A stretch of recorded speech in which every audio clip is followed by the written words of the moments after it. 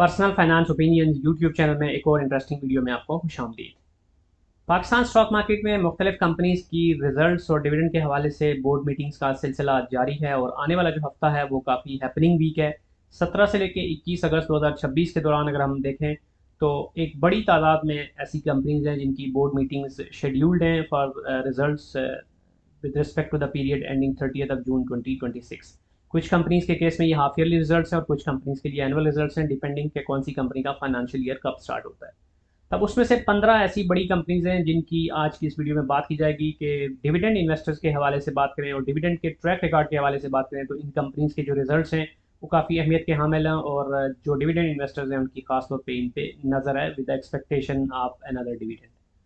तो यहाँ पर मैं ये चीज़ वाज़ेह करता चलूँ कि पास्ट जो ट्रैक रिकॉर्ड होता है वो आपको ज़रूर हेल्प करता है टू अंडरस्टैंड द पैटर्न और track record of a company, लेकिन दैट डजंट मीन कि नेसेसरीली आने वाला जो रिजल्ट है उसमें भी कंपनी उसी ट्रेंड को फॉलो करेगी। इसलिए बाज़ औक़ात कुछ कंपनीज अपने डिविडेंड के हवाले से अपने डिसीजन में चेंजेस भी करती रहती हैं depending on the circumstances, depending on their strategies and their goals.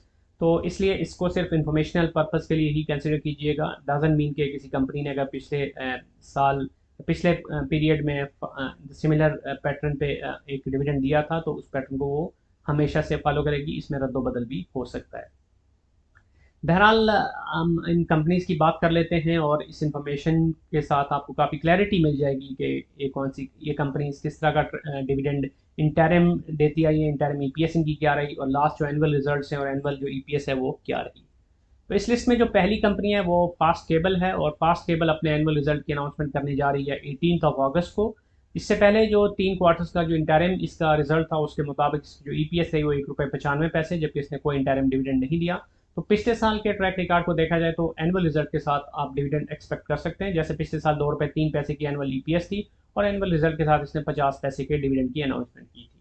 इसके शेयर की जो प्राइस है इस वक्त वो है ₹25.22। एफसीएल का शेयर काफ़ी अर्से से थोड़ा सा डिप्रेस्ड था और काफ़ी नीचे ट्रेड हो रहा था, ₹23, ₹24 और ₹22 के आसपास। लेकिन अभी रिसेंटली इसमें थोड़ी सी एक हमें ट्रैक्शन देखने को मिली और शेयर की प्राइस ऊपर गई है। तो अब रिजल्ट्स के ऊपर डिपेंड करता है कि रिजल्ट्स अच्छे आते हैं तो मज़ीद इसके अंदर आप एक अट्रैक्टिव ऑप्शंस देख सकते हैं और शेयर होल्डर्स और इन जनरल इन्वेस्टर्स को इसमें मज़ीद इंटरेस्ट उनका डेवलप हो सकता है।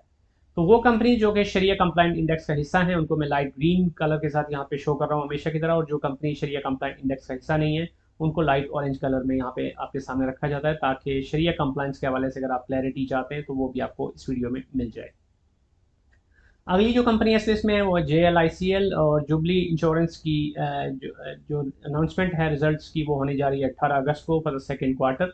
पहले क्वार्टर में ₹3.10 की ईपीएस थी और कोई डिविडेंड नहीं दिया था, और हिस्टोरिकल परफॉर्मेंस पे देखें तो हाफ ईयरली रिजल्ट के साथ आप डिविडेंड एक्सपेक्ट कर सकते हैं। जबकि पिछले साल की बात करें तो ₹24.87 की इसकी ईपीएस रही और ₹13 का इसने टोटल डिविडेंड दिया था अपने शेयर होल्डर्स को। प्राइस इसकी इस वक्त ₹176.04 है। इसके बाद चराट पैकेजिंग के एनुअल रिजल्ट की अनाउंसमेंट होने जा रही है 18 अगस्त को, और इससे पहले इंटरिम डिविडेंड की मद में ₹1 दिया with the interim EPS of ₹2.34। पिछले साल जो इसकी एनुअल ईपीएस थी वो थी ₹7.26 और इसका जो डिविडेंड था वो था ₹3 का। तो बज़ाहिर ये लगता है कि इस साल इसकी ईपीएस थोड़ा सा पिछले साल से कम हो सकती है क्योंकि 3 क्वार्टर्स के रिजल्ट के मुताबिक इसकी ईपीएस उतनी ज़्यादा नहीं लग रही कि जितनी पिछले साल थी। क्योंकि प्राइस की बात की जाए तो ₹97.77 में ये ट्रेड हो रहा है। इसके बाद बैंक इस्लामी के रिजल्ट्स के हवाले से बोर्ड मीटिंग 19 अगस्त को होने जा रही है फॉर द सेकंड क्वार्टर। इससे पहले लास्ट वीक भी इसकी वीडियो में इसका जिक्र हुआ था, लेकिन उसमें थोड़ी सी कन्फ्यूजन थी क्योंकि वो अदर मैटर्स के हवाले से बोर्ड मीटिंग्स थी। लेकिन अभी जो इनकी ऑफिशियल अनाउंसमेंट है उसके मुताबिक 19 अगस्त को जो बोर्ड मीटिंग है वो स्पेसिफिकली रिजल्ट्स के हवाले से है, तो इसमें ये अपने सेकेंड क्वार्टर के रिजल्ट का ऐलान करेंगे। जबकि इसकी इससे पहले पहले क्वार्टर की जो इंटरिम ईपीएस थी वो थी ₹81 और इसने डिविडेंड की अनाउंसमेंट नहीं की थी पहले क्वार्टर में। अब सेकंड क्वार्टर के रिजल्ट के साथ there is an expectation of dividend. जबकि लास्ट ईयर की बात की जाए तो एनुअल ईपीएस इसकी थी ₹5.41 और इसने जो डिविडेंड दिया था वो था ₹2.75 का। बैंक इस्लामी के शेयर की इस वक्त ट्रेडिंग हो रही है ₹27.23 पे। अब एक और कंपनी बैंकिंग सेक्टर से जो अपने रिजल्ट्स की अनाउंसमेंट करने जा रही है 19 अगस्त को, वो है अलाइड बैंक लिमिटेड ABL, और इसने पहले क्वार्टर में ₹7.21 की ईपीएस के साथ ₹4 का डिविडेंड दिया था। हिस्टोरिकली देखें तो ये हर क्वार्टर में ₹4 के रिजल्ट डिविडेंड की अनाउंसमेंट करती आ रही है पिछले कुछ अर्से से, तो मुमकिन तौर पे उसी ट्रेंड को ये यहाँ पर कैरी ऑन कर सकती है। लास्ट ईयर इसने 30 रुपये 72 पैसे की ईपीएस के साथ 16 रुपये का टोटल यानी हर क्वार्टर में 4 रुपये के हिसाब से डिविडेंड दिया था, जबकि ट्रेडिंग इसकी इस वक्त हो रही है 178 रुपये 16 पैसे पे। फर्टिलाइजर सेक्टर में से फातिमा फर्टिलाइजर्स 19 अगस्त को सेकंड क्वार्टर की रिजल्ट की अनाउंसमेंट करने जा रहा है। पहले क्वार्टर में इसकी जो ईपीएस थी वो कोई बहुत अच्छी नहीं थी, 1 रुपये 99 पैसे, और इसने कोई डिविडेंड नहीं दिया था। तो अब देखना यह है कि दूसरे क्वार्टर में क्या इसके रिजल्ट में कुछ बेहतरी आती है या इसका डिविडेंड इसका जो अर्निंग है वो मजीद डिप्रेस्ड रहती है। तो फर्टिलाइजर सेक्टर में हमने ईफर्ट का भी देखा कि उसकी अर्निंग्स भी इस साल थोड़ा सा डिप्रेस थी, अकॉर्डिंगली उसका इम्पैक्ट उसके डिविडेंड पे भी पड़ा था। एनुअल ईपीएस लास्ट ईयर इसकी 14 रुपये 51 पैसे थी, जबकि लास्ट ईयर जो डिविडेंड दिया फातिमा फर्टिलाइजर ने क्यूमुलेटिव वो था 6 रुपये का।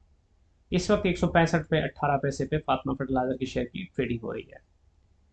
इसके बाद इंजीनियरिंग सेक्टर से steel company ISL international steel limited अपने एनुअल रिजल्ट का ऐलान करने जा रही है 19 अगस्त को। इससे पहले इंटरिम जो रिजल्ट है इसके बड़े शानदार रहे हैं, 3 क्वार्टर में 5 रुपये 54 पैसे की ईपीएस जो पिछले साल की टोटल एनुअल ईपीएस से भी ज़्यादा है, जबकि इंटरिम डिविडेंड इसने 2 रुपये का दिया है। तो अब चौथे क्वार्टर के रिजल्ट के साथ इसकी ईपीएस मजीद बेहतर हो जाएगी पिछले साल के मुकाबले में। लास्ट एनुअल डिविडेंड इसका 2.5 रुपये था और इस वक्त शेयर की ट्रेडिंग हो रही है 89 रुपये 43 पैसे।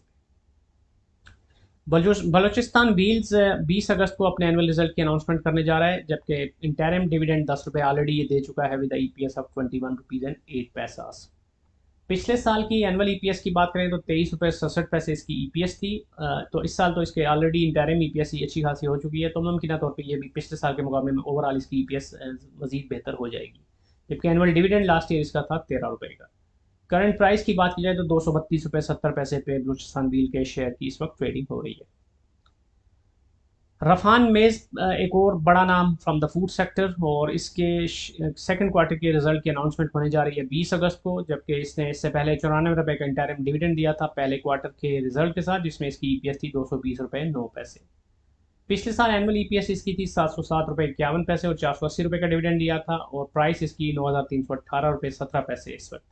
तो मुमकिन तौर पर यह भी अब इस सेकंड क्वार्टर के रिजल्ट के साथ डिविडेंड का अनाउंसमेंट कर सकते हैं। इसके बाद जो अगली कंपनी है इस लिस्ट में वो HPL है, जो पहले सनोफी के नाम से थी, फार्मास्यूटिकल सेक्टर की ये कंपनी 20 अगस्त को अपने सेकंड क्वार्टर के रिजल्ट की अनाउंसमेंट करने जा रही है। पहले क्वार्टर में 74 रुपये 71 पैसे की अर्निंग के साथ इसने कोई डिविडेंड नहीं दिया था, जबकि सेकंड क्वार्टर के रिजल्ट के साथ मुमकिन तौर पे based on the historical performance ही अपने डिविडेंड का ऐलान कर सकती है, क्योंकि लास्ट ईयर जो इसकी एनुअल ईपीएस थी वो थी 301 रुपये 67 पैसे, जबकि जो टोटल डिविडेंड था पिछले साल का वो था 240 रुपये। शेयर की इस वक्त ट्रेडिंग हो रही है 3985 रुपये पे। इसके बाद एक और कंपनी बैंकिंग सेक्टर में से बैंक अल हबीब लिमिटेड 20 अगस्त को अपने सेकंड क्वार्टर के रिजल्ट की अनाउंसमेंट करने जा रही है। पहले क्वार्टर में 6 रुपये 38 पैसे की अनकॉन्सोलिडेटेड ईपीएस के साथ 3.5 रुपये का इसने डिविडेंड दिया था। पिछले साल इसने एनुअल ईपीएस कमाई थी 25 रुपये 57 पैसे और इसका जो डिविडेंड था वो था 15 रुपये, जबकि प्राइस इस वक्त इसकी 175 रुपये 22 पैसे। INIL जो कि स्टील सेक्टर की एक और कंपनी है, जो कि पेरेंट कंपनी है ISL की, तो इसका भी एनुअल रिजल्ट की अनाउंसमेंट होने जा रही है और इसकी बोर्ड मीटिंग प्लान्ड है 20 अगस्त को। तो जिस तरह ISL के केस में हमने देखा था कि उसकी 3 क्वार्टर्स में ही जो अर्निंग है वो पिछले साल की एनुअल अर्निंग से ज़्यादा है, तो सिमिलर केस यहाँ पर है। 9 रुपये 18 पैसे की 3 क्वार्टर में इसकी ईपीएस हो चुकी है और 2 रुपये का इसने डिविडेंड दिया, जबकि पिछले साल इसकी जो टोटल ईपीएस थी एनुअल वो थी 8 रुपये 37 पैसे। तो ऑब्वियसली अब चौथे क्वार्टर का रिजल्ट भी जब इसमें ऐड ऑन होगा तो पिछले साल के मुकाबले में इसकी ईपीएस में एक सिग्निफिकेंट हम इजाफा देखेंगे। एनुअल डिविडेंड जो पिछले साल का था वो था 4 रुपये का और इस वक्त 166 रुपये 84 पैसे पे INIL के शेयर की ट्रेडिंग हो रही है।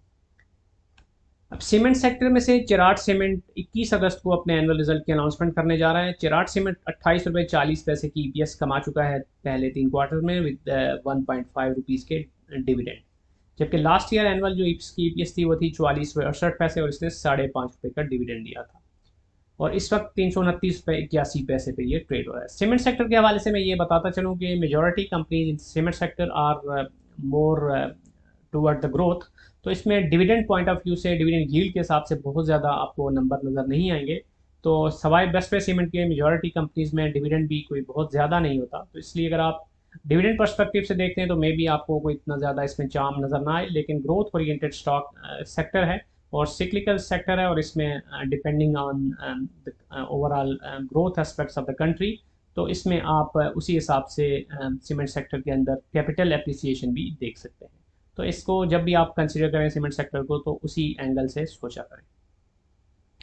अब बैंकिंग सेक्टर में से स्टैंडर्ड चार्टर्ड बैंक अपने सेकंड क्वार्टर की रिजल्ट की अनाउंसमेंट करने जा रहा है 21 अगस्त को। पहले क्वार्टर में ₹1.45 की ईपीएस थी और कोई डिविडेंड इसने अनाउंस नहीं किया था। पिछले साल जो एनुअल ईपीएस थी वो थी ₹7.43 और इसने ₹6.5 का एक अच्छा डिविडेंड टोटल दिया था पिछले साल। इस वक्त ₹66.36 पे स्टैंडर्ड चार्टर के शेयर की ट्रेडिंग हो रही है। और इस लिस्ट में जो आखिरी कंपनी है वो एजीपी फार्मास्यूटिकल सेक्टर की है कंपनी 21 अगस्त को सेकंड क्वार्टर के रिजल्ट की अनाउंसमेंट करने जा रही है। ₹1.99 की ईपीएस थी इसकी पहले क्वार्टर में और कोई डिविडेंड नहीं था, जबकि पिछले साल की जो इसकी ईपीएस थी वो थी ₹8.43 और इसने ₹8 का डिविडेंड दिया था। जबकि करंट प्राइस की बात की जाए तो ₹188.41 पे एजीपी की ट्रेडिंग हो रही है। तो ये थी वो 15 कंपनी जिनकी अगले हफ्ते में जो बोर्ड मीटिंग है उसमें डिविडेंड इन्वेस्टर्स के लिए काफ़ी अट्रैक्शन मौजूद है। तो इन पर नज़र रखिएगा और कमेंट सेक्शन में बताइएगा कि इनमें से कौन सी ऐसी कंपनीज हैं जिनमें आप ऑलरेडी इन्वेस्टेड हैं। इसके अलावा अगर आपका कोई भी फीडबैक है या सजेशन है तो उस हवाले से भी आप कमेंट सेक्शन में अपनी राय का इजहार कर सकते हैं। और अगर आपको ये वीडियो पसंद आई है तो चैनल को सब्सक्राइब करना, वीडियो को लाइक करना और बेल आइकन को प्रेस करना मत भूलिएगा। Thank you very much.